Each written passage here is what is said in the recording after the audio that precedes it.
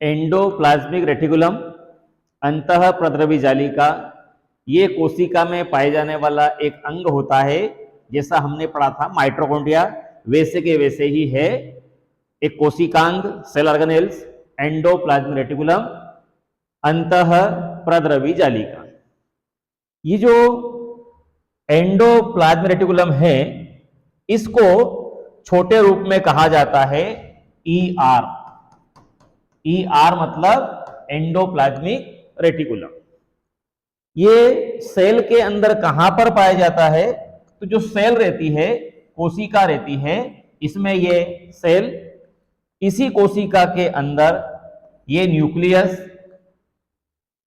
Nucleus और cell की cell membrane, इसके बीच में ऐसे धागे पाए जाते हैं, पूरी कोशिका के अंदर फैले रहते हैं ये धागे। इन धागों को ही कहा जाता है एंडोप्लाज्मिक रेटिकुलम, जो मैंने नीले रंग से बना रखे।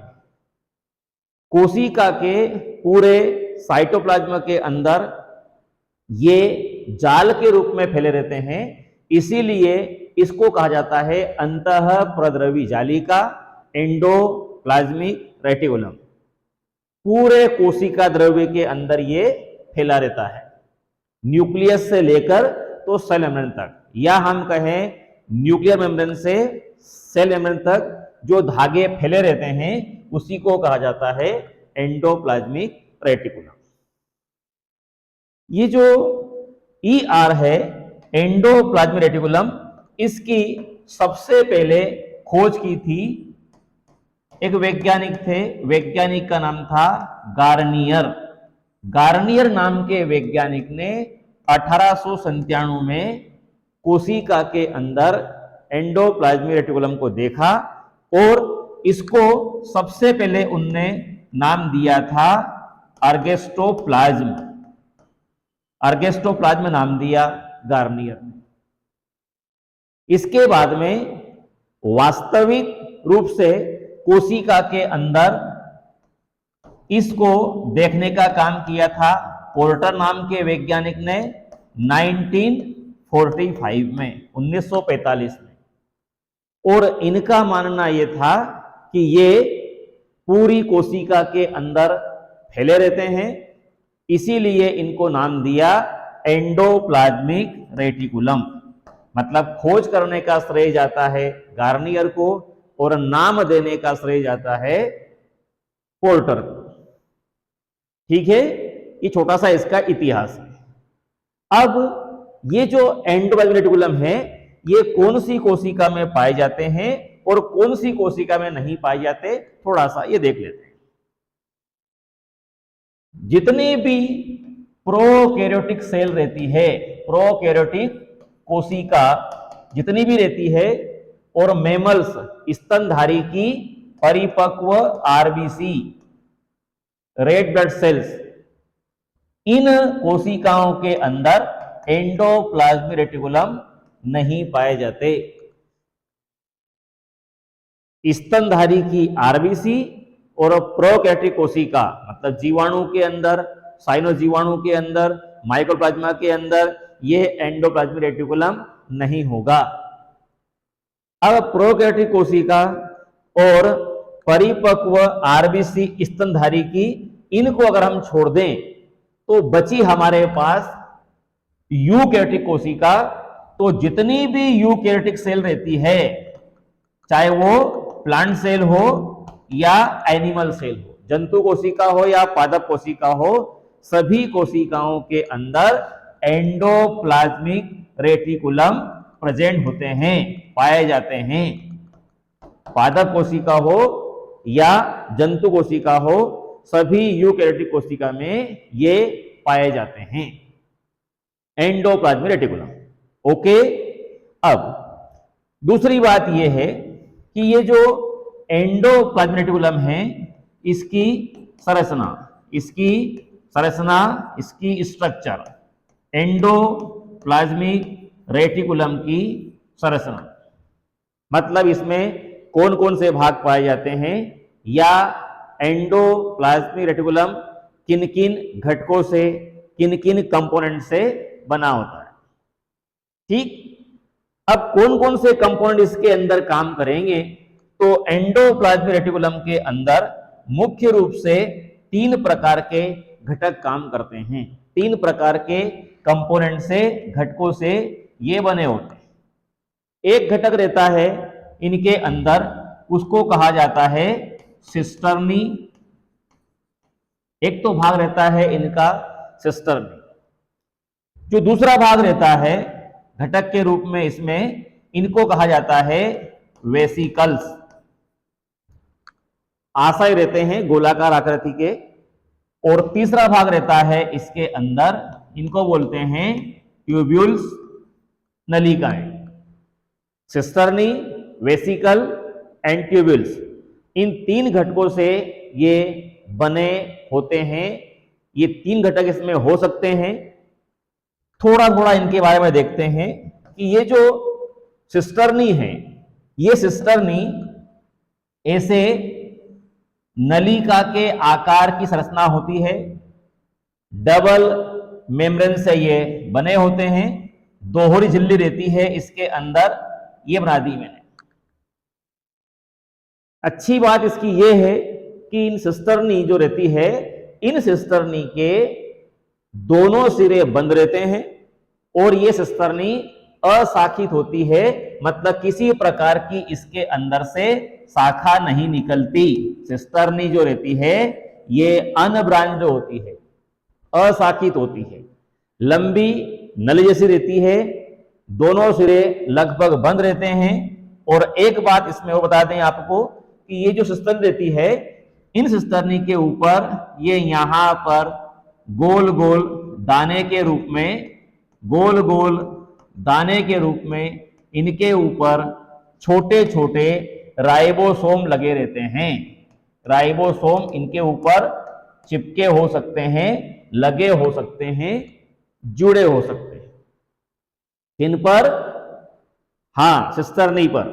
सिस्टर्नी अशाखित होती है, लंबी होती है, प्लेट के आकार की होती है, इनके ऊपर राइबोसोम लगे हो सकते हैं। ठीक है। ये जो सिस्टर्नी है, इनके ऊपर जो राइबोसोम लगे होते हैं, इनके बारे में बता दें आपको। इस राइबोसोम को सिस्टर्नी से जुड़ने के लिए, राइबोसोम जो हैं ये सिस्टर्नी से जुड़े होते हैं विशेष प्रकार की प्रोटीन के द्वारा। प्रोटीन जो रहती है वो इस राइबोसोम को सिस्टर्नी से जोड़ने का काम करती है। ठीक है। दूसरा भाग आता है वेसिकल्स का। ये जो वेसिकल्स रहते हैं ये ऐसे रहते हैं गोलाकार या अंडाकार। जो वेसिकल्स रहते हैं, इन वेसिकल के अंदर कुछ हद तक पदार्थ रहते हैं। इन पदार्थों का संचय होता है, या तो इसमें प्रोटीन रहता है या फिर वसा का इसमें संचय होता है। किनमें? वेसिकल्स में। तीसरा जो घटक है इसका, उस तीसरे घटक को हम नाम देंगे ट्यूब्यूल्स। जो ट्यूब्यूल्स रहती हैं ये ऐसी नलिकाएं रहती है, और ये नलिकाएं रहती है ये शाखित भी हो सकती है, इनमें से शाखाएं निकल सकती है। मतलब ट्यूब्यूल जो रहती है वो शाखित होती है और स्मूथ रहती है, मतलब इनके ऊपर एंडोप्लाज्मिक रेटिकुलम की सिस्टर्नी के समान इनके ऊपर राइबोसोम नहीं पाए जाते। सिस्टर्नी और ट्यूब्यूल्स, इन दोनों में थोड़ा सा अंतर है। ये जो ट्यूब्यूल्स रहती है ये ब्रांच जो होती है ये शाखित होती है, और इनके ऊपर सामान्यतः राइबोसोम नहीं पाए जाते। तो एंडोप्लाज्मिक रेटिकुलम मुख्य रूप से 3 प्रकार की संरचनाओं से, 3 प्रकार के घटकों से बना होता है। उसमें एक घटक रहता है सिस्टर्नी, दूसरा रहता है वेसिकल, तीसरा रहता है ट्यूब्यूल्स, नलिकाएं। ओके, ये एंडोप्लाज्मिक रेटिकुलम की संरचना है। इसको अल्ट्रा स्ट्रक्चर भी बोल सकते हैं, परासंरचना।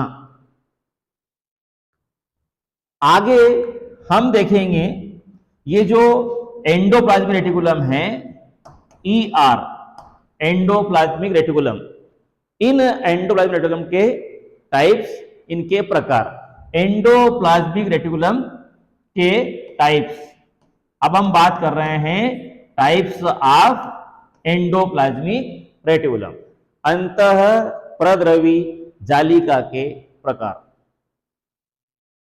अंतः प्रद्रवी जालिका मुख्य रूप से दो प्रकार की होती है। अब दो प्रकार इसमें कौन कौन से हैं? तो एक प्रकार तो इसका, ये दो प्रकार की होती है मुख्य रूप से एंडोप्लाज्मिक रेटिकुलम। एक प्रकार तो रहता है इसमें, इनको बोलते हैं ए ग्रेन्युलर, एक नाम और है इनका स्मूथ एंडोप्लाज्मिक रेटिकुलम, या तो बोलेंगे हम इनको अकणिकामय या चिकनी भित्ति वाले एंडोप्लाज्मिक रेटिकुलम,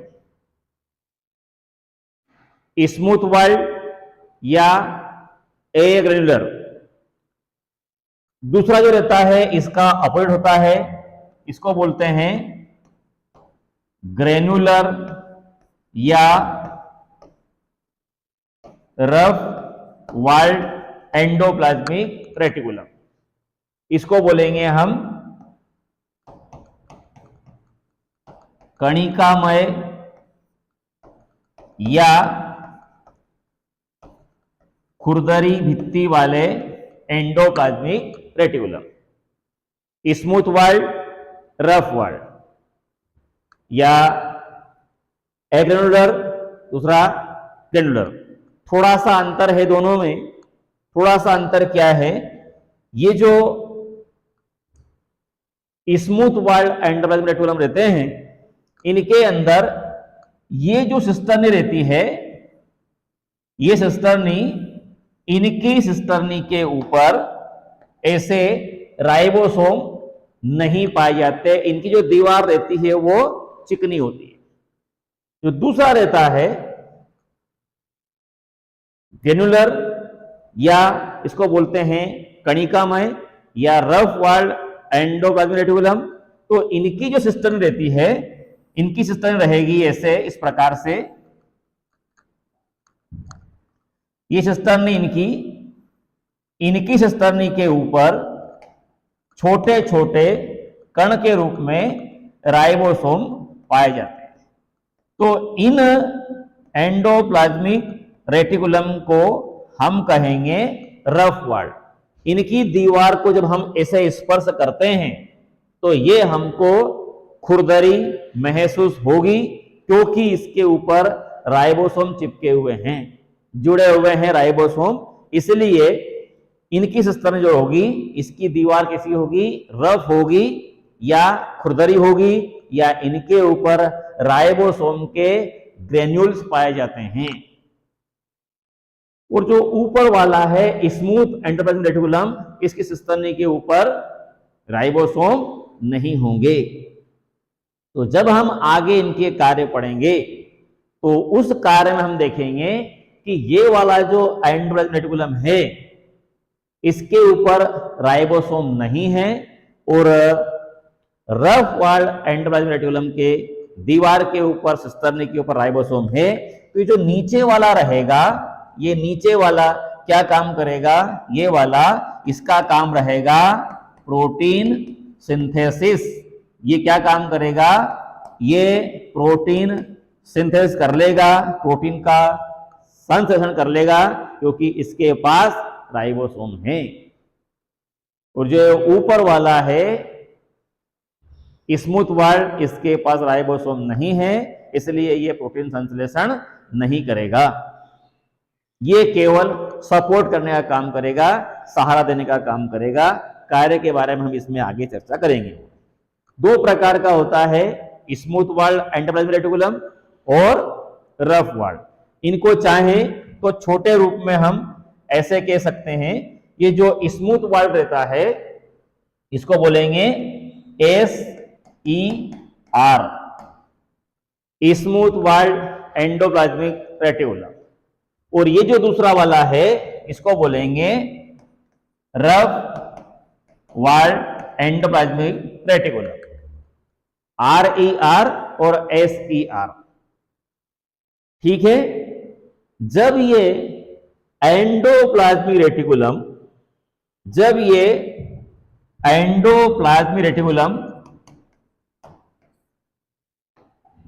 मांसपेशियों में पाए जाते हैं, ये जो एंडोप्लाज्मिक रेटिकुलम है ये जब मसल्स के अंदर रहते हैं, तो मसल्स के अंदर रहेंगे तो इनको हम कहेंगे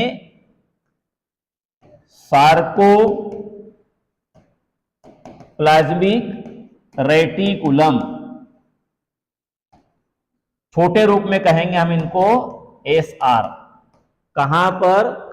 जब ये हमारी या अन्य जंतुओं की मांसपेशियों में रहते हैं, मसल्स में रहते हैं, तो इनको कहा जाता है सार्कोप्लाज्मिक रेटिकुलम। जब यही एंडोप्लाज्मिक रेटिकुलम नर्व सेल के अंदर रहते हैं, नर्व सेल मतलब न्यूरॉन, तो नर्व सेल के अंदर रहेंगे तो इनको फिर हम नाम अलग दे देते हैं, इनको बोलते हैं निसिल ग्रेन्यूल, निसिल्स कण इनको कहा जाता है। ये एंडोप्लाज्मिक रेटिकुलम जब आंख की रेटिना में पाए जाते हैं, आंख की रेटिना में पाए जाते हैं, तब इनको कहा जाता है माइलॉइड बॉडी, इनको कहा जाता है माइलॉइड बॉडी। कब? जब ये रेटिना में पाए जाते हैं तब माइलॉइड बॉडी कहा जाता है। जब ये तंत्रिका कोशिका में रहते हैं तब इनको निसिल्स ग्रेन्यूल कहा जाता है। जब ये मसल्स में रहते हैं तब इनको सार्कोप्लाज्मिक रेटिकुलम कहा जाता है। ऊपर वाला एक ही है, सब इसको अलग अलग नाम से पुकारते हैं। उसी प्रकार से एंडोप्लाज्मिक रेटिकुलम कोशिका के अंदर एक ही है, पर जिस कोशिका में वो रहेगा उस कोशिका में हम उसको नाम अलग अलग दे सकते हैं, लेकिन काम वो वही करेगा। ओके,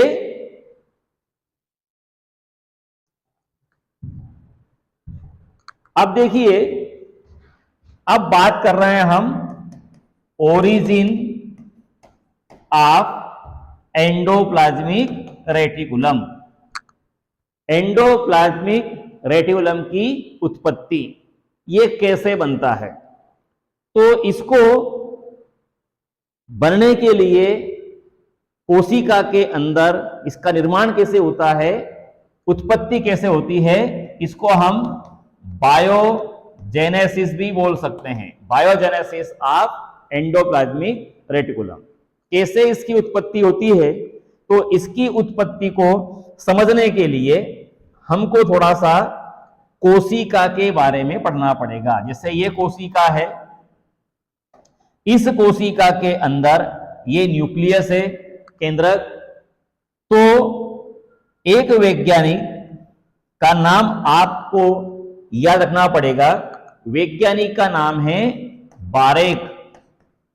बारेक नाम का वैज्ञानिक 1959 में, इनका कहना यह पड़ रहा है कि ये जो एंडोप्लाज्मिक रेटिकुलम है, इसका निर्माण केंद्रक की झिल्ली से होता है ऐसे, और कहां तक जाता है?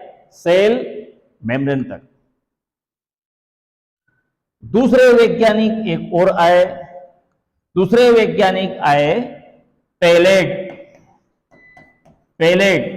इन वैज्ञानिक ने 1961 में यह बताया कि एंडोप्लाज्मिक रेटिकुलम का निर्माण केंद्रक की झिल्ली से नहीं होता, इसका निर्माण होता है कोशिका झिल्ली से, प्लाज्मा मेम्ब्रेन से ऐसे। और कहां तक जाता है? न्यूक्लियर मेम्ब्रेन तक। एक साहब ये कह रहे हैं कि केंद्रक की झिल्ली से बनता है और इधर आता है। ये साहब कह रहे हैं कि प्लाज्मा मेम्ब्रेन से बनता है और इधर आता है। मतलब इनमें कसमकस चल रही है।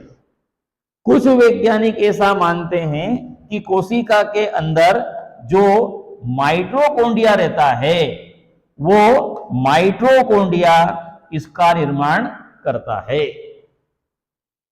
कुछ वैज्ञानिक ऐसा मानते हैं कि ये माइटोकॉन्ड्रिया से बनता है, कुछ वैज्ञानिक मानते हैं कि ये न्यूक्लियर मेम्ब्रेन से बनता है, कुछ वैज्ञानिक ये मानते हैं कि ये प्लाज्मा मेम्ब्रेन से बनते हैं।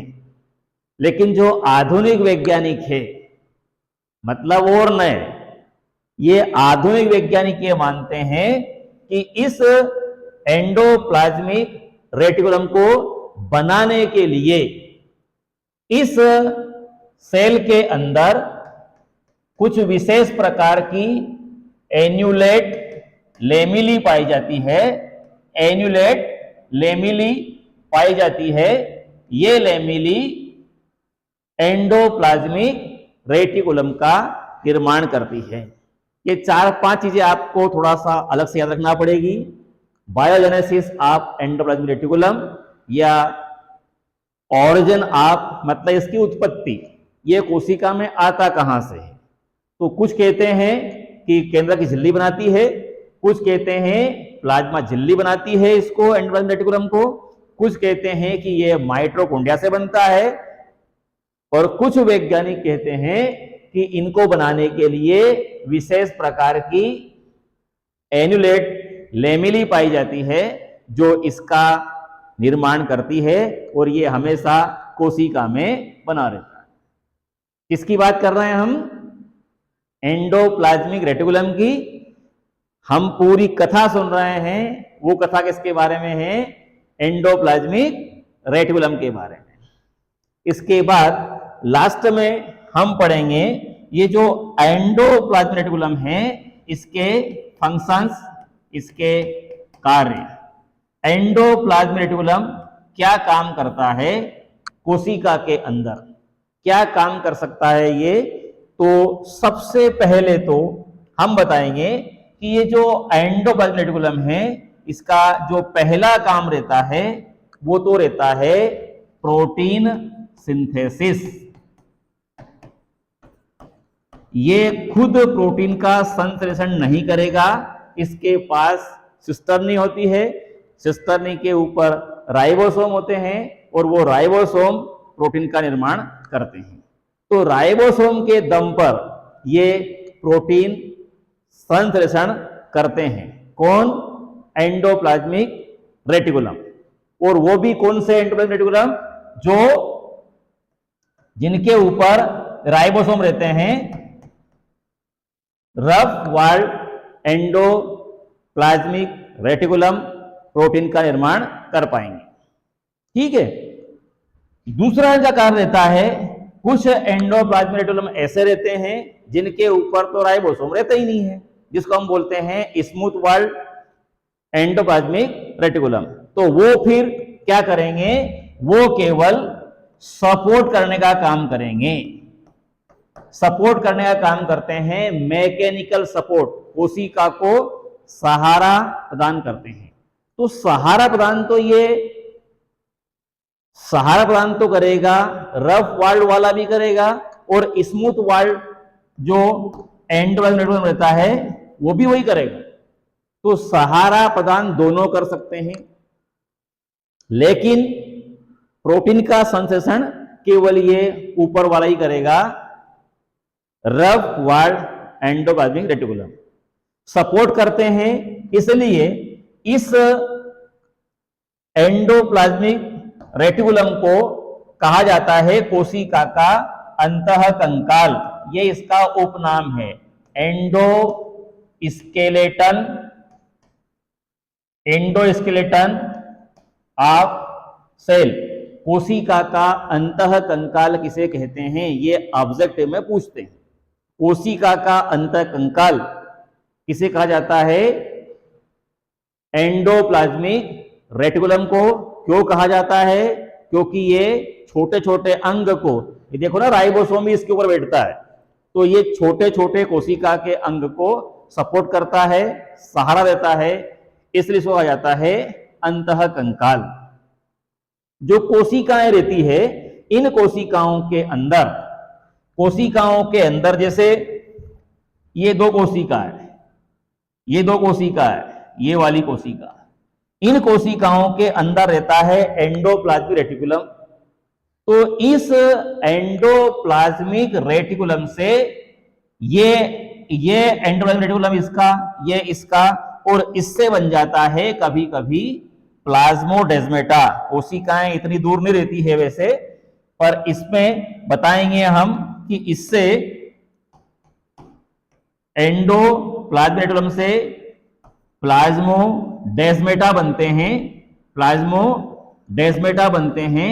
ये दो कोशिकाओं को जोड़ने का काम करते हैं, एक कोशिका के अंदर के पदार्थ को दूसरी कोशिका में ये भेजने का काम करते हैं। कोशिका में पदार्थों के आदान प्रदान में ये सहायक होते हैं। कौन? Endoplasmic reticulum.